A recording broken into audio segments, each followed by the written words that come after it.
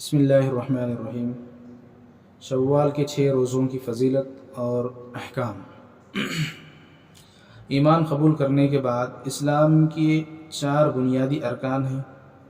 Number 1 فرض نمازیں، number 2 رمضان کے روزے، نمبر 3 زکوٰۃ، نمبر 4 حج۔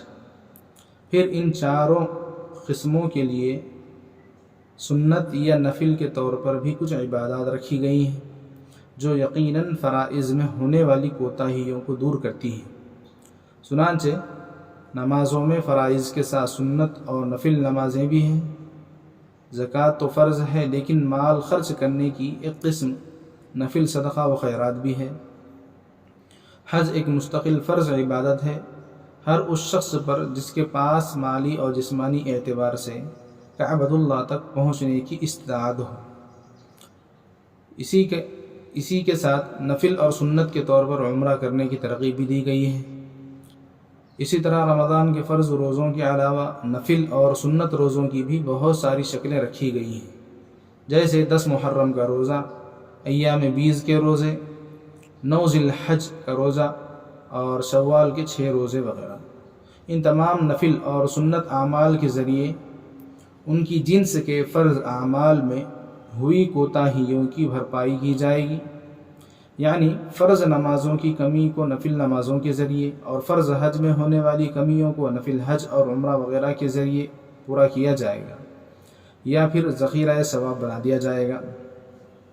اس لیے ہر شخص کو چاہیے کہ فرائض، واجبات اور سنت مؤکدہ کے ساتھ ساتھ اپنی طاقت کے بقدر نفل اور سنت غیر مؤکدہ والے اعمال کا بھی اہتمام کریں، تاکہ فرض اعمال میں ہوئی کوتاہیوں کی تلافی ہو جائے یا پھر ان اعمال کا ثواب ذخیرہ آخرت بنا دیا جائے۔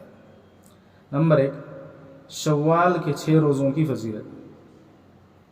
پہلی حدیث حضرت ابو ایوب انصاری رضی اللہ عنہ سے روایت ہے کہ رسول اللہ صلی اللہ علیہ وسلم نے ارشاد فرمایا، جس شخص نے رمضان المبارک کے روزے رکھے پھر اس کے بعد شوال کے 6 روزے رکھے تو ایسا ہے جیسا کہ اس نے پورے سال کے روزے رکھ لیے۔ دوسری حدیث حضرت ثوبان رضی اللہ عنہ سے روایت ہے کہ رسول اللہ صلی اللہ علیہ وسلم نے ارشاد فرمایا، جو شخص عید کے بعد 6 روزے رکھے تو وہ پورا سال روزے رکھنے والا ہوگا، کیونکہ ایک نیکی لانے والے کے لیے 10 کے برابر اجر ملتا ہے۔ فائدہ: ایمان والوں کے لیے قرآن اور حدیث میں یہ ضابطہ طے کر دیا گیا ہے کہ ایک نیکی پر کم از کم 10 نیکیوں کا اجر ملے گا۔ اسی ضابطے کے تحت ایک روزے پر 10 روزوں کا اجر حاصل ہوگا۔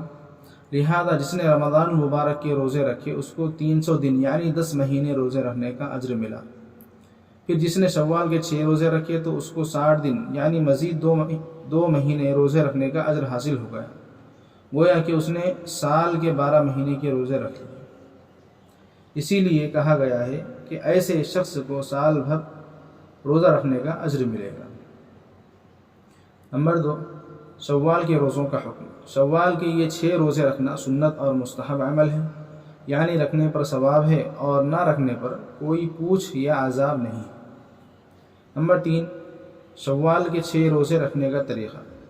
حدیثوں میں تو یہ بات مطلق کہی گئی ہے کہ رمضان کے بعد شوال کے 6 روزے رکھنا سال بھر روزے رکھنے کے برابر ہے، یعنی یہ 6 روزے پورے مہینے میں کسی بھی وقت اور کسی بھی طرح رکھے جا سکتے ہیں، البتہ عید کے دن یکم شوال کو روزہ رکھنا جائز نہیں۔ اسی لیے 2 باتوں پر تمام فقہاء کرام کا اتفاق ہے۔ پہلی شوال کے 6 روزوں سے مراد ہے یکم شوال کے بعد 6 روزے، یعنی عید کا دن ان 6 روزوں میں شامل نہیں۔ نمبر 2 یہ 6 روزے پورے مہینے میں کسی بھی طرح رکھے جا سکتے ہیں، چاہے روزے ملا کر ایک ساتھ رکھیں یا ایک 2 کر کے پورے مہینے میں علیحدہ 6 روزے مکمل کریں۔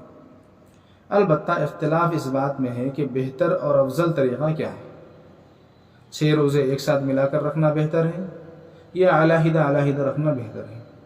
اکثر فقہاء کرام کی رائے یہی ہے کہ عید کا دن چھوڑ کر اس کے بعد 2 شوال سے 6 روزے ایک ساتھ رکھنا بہتر اور مستحب۔ چنانچہ شوال کے 6 روزے مندرجہ ذیل کسی بھی طریقے سے رکھے جا سکتے ہیں۔ نمبر 1، عید کے بعد یعنی 2 شوال سے 6 روزے ایک ساتھ رکھے جائیں۔ نمبر 2 شوال سے تو روزے نہ رکھیں، لیکن جب بھی رکھیں 6 روزے ایک ساتھ رکھیں۔ نمبر 3، ایک ساتھ 6 روزے نہ رکھیں بلکہ پورے مہینے میں علیحدہ علیحدہ کر کے 6 روزے رکھ لیں۔ مثلا شوال کے پہلے 10 دن میں 2 روزے، دوسرے 10 دن میں 2 روزے، پھر تیسرے 10 دن میں 2 روزے۔ ان تمام صورتوں میں پہلی صورت کو اکثر فقہاء کرام نے سب سے بہتر قرار دیا ہے۔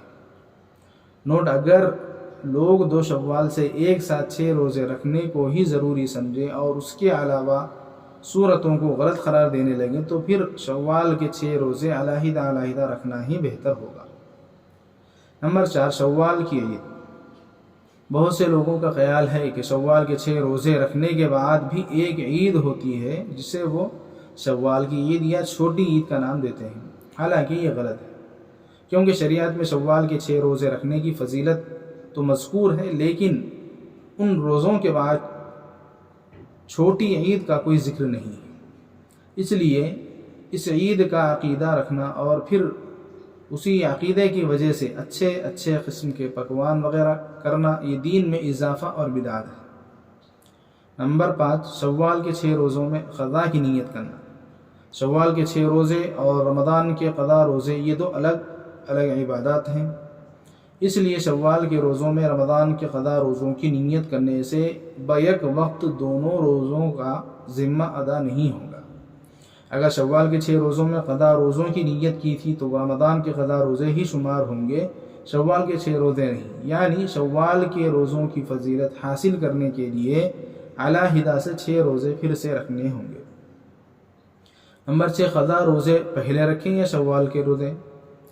چونکہ شوال کے 6 روزوں کا وقت پورا مہینہ ہے جبکہ روزوں کی قضا کا وقت ساری زندگی، اس لیے دونوں باتوں کی اجازت ہے، چاہے تو شوال کے 6 روزے پہلے رکھ لیں پھر بعد میں رمضان کے چھوٹے ہوئے روزوں کی قضا کرے، یا پھر پہلے رمضان کے چھوٹے ہوئے روزوں کی قضا کر لے اور بعد میں شوال کے 6 روزے رکھ لے۔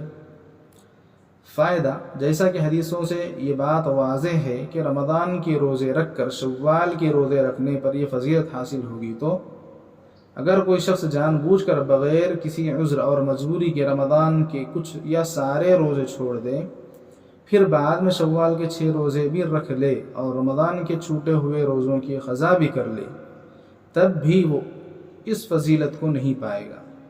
ہاں، اگر کسی عذر اور مجبوری کی وجہ سے رمضان کے روزے چھوٹ گئے تھے، جیسے عورتوں کے لیے ایام حیض کے روزے، پھر یہ لوگ شوال کے روزے بھی رکھیں اور رمضان کے چھوٹے ہوئے روزوں کی قضا بھی کر لیں تو شوال کے روزوں کی فضیلت کو پانے والے شمار کیے جائیں گے انشاءاللہ تعالی۔